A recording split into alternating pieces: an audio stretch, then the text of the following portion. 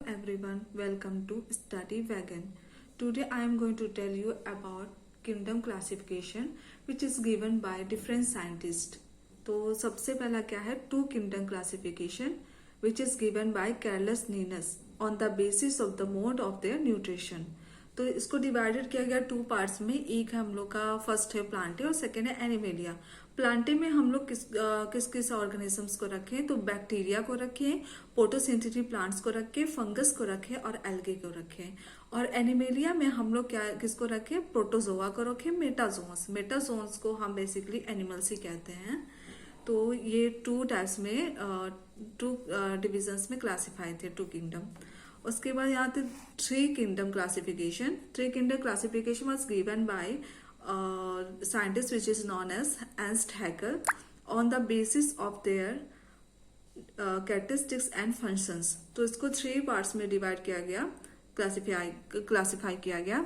पहला Plantae, second animalia, third protista. Plantae में हम लोग प्लांट्स को रखते हैं, एनिमेलिया में हम लोग प्रोटोजोआस को रखते हैं और एनिमल्स को रखते हैं, और प्रोटिस्टा में हम लोग बैक्टीरिया को रखते हैं, यू बैक्टीरिया और आर्की बैक्टीरिया, और अलगे को रखते हैं और फंगस को रखते हैं। उसके बाद जो थर्ड है हम लोग का, इसको हम लोग फोर किंडर क्लासिफिकेशन कहते हैं। इसको हम लोग फोर किंडर क्लासिफिकेशन कहते हैं, जिसमें हम लोग जिसको दिया साइंटिस्ट जिनका नाम था Herbert F Copeland on the basis of the eukaryotes और प्रोकैरियोट्स, और इसके सेल स्ट्रक्चर के बेसिस पे। तो पहला है प्लांट्स, सेकेंड है animals, third Monera, fourth protista. Plantae को हम लोग मेटाफाइटा भी कहते हैं, एनिमल्स को मेटाजोआ भी कहते हैं, मोनेरा को हम लोग माइकोटा कहते हैं, प्रोटिस्टा को प्रोटिस्टा कहते हैं।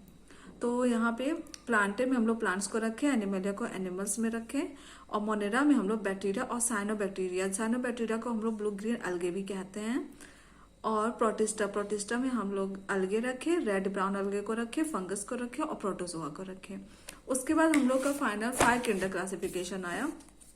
Five kinder classification was given by a scientist Robert H. Whittaker on the basis of the mode of nutrition, prokaryotes, eukaryotes, or they are multicellular or unicellular.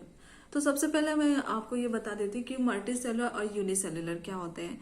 Multicellular वो animals होते हैं जिनका size जो है बहुत बड़ा होता है और जिसको हम लोग नेक्ड आई से देख सके। यूनिसेलुलर का मतलब होता है जो बहुत साइज में छोटे होते हैं और we can't see by our naked eyes. They are known as unicellular. तो यहाँ पे फर्स्ट प्लांटे हो जाएंगे five kingdom classification, second animalia हो जाएगा, थर्ड फंगस हो जाएगा, फोर्थ मोनेरा, फिफ्थ प्रोटिस्टा हो जाएगा। प्लांटे में हम लोग के कैरोफाइटा होते हैं जिसको हायर ग्रीन अलगे कहते हैं, ब्राउन अलगे भी आ जाएंगे, रेड अलगे भी आ जाएंगे, प्लांट्स भी आ जाएंगे, और एनिमेलिया में एनिमल्स आ जाएंगे, फंगस में सारे फंगस आ जाएंगे, और मोनेरा में हम लोग के बैक्टीरिया आ जाते हैं, साइनोफाइटा आ जाते हैं और माइकोप्लाज्म आ जाते हैं जिसको हम लोग पीपीएलओ भी कहते हैं।